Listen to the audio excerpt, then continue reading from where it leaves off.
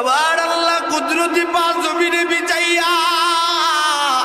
আবার আল্লাহ ডাক দিয়া কয় বান্দারে আছো কি কোনো গুনাহগার বান্দা গুনাহ কইরা ফেলছ টেনশন করিস না আমি আল্লাহর কাছে চাইয়ালো আমি আল্লাহ তোর জিন্দেগির গুনাহগুলো মাফ কইরা দিব এ বান্দা তাহাজ্জুদে ঘুম থেকে উঠলি না আমার আল্লাহ রাগ করে না গুসা করে না ফজরের সময় মুয়াজ্জিনের কণ্ঠে মসজিদের মিনারা থেকে মুয়াজ্জিন তোরে ডাক দেয় নাই হাইয়া আলাস সালাহ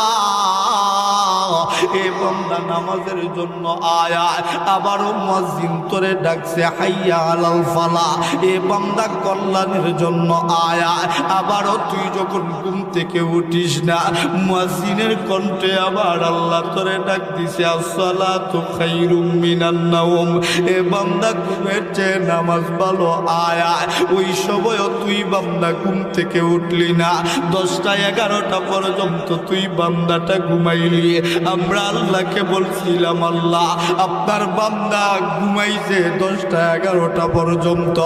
আপনার বান্দার গুনাহগুলো লিখে ফেলবো নাকি আমার আল্লাহ তুই বান্দার পক্ষ নিয়া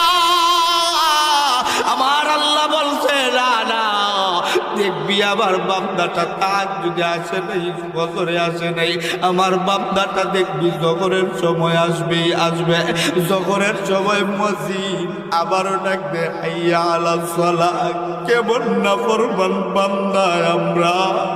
আমার আল্লাহ ডাকে আয়ার পরেও আবার মালিকের ডাকের জবাব দিলাম না জোহরের সময় যখন বান্দাটা যায় না ফেরেশতারা আল্লাহর কাছে বিচার দেয় আপনার কোন বান্দারে আপনি এমন করে ডাকে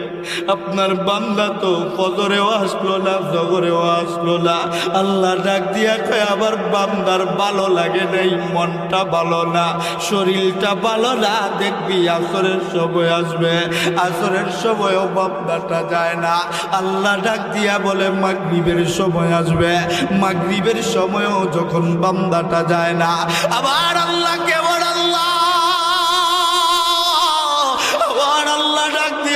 দেখবি এসার সময়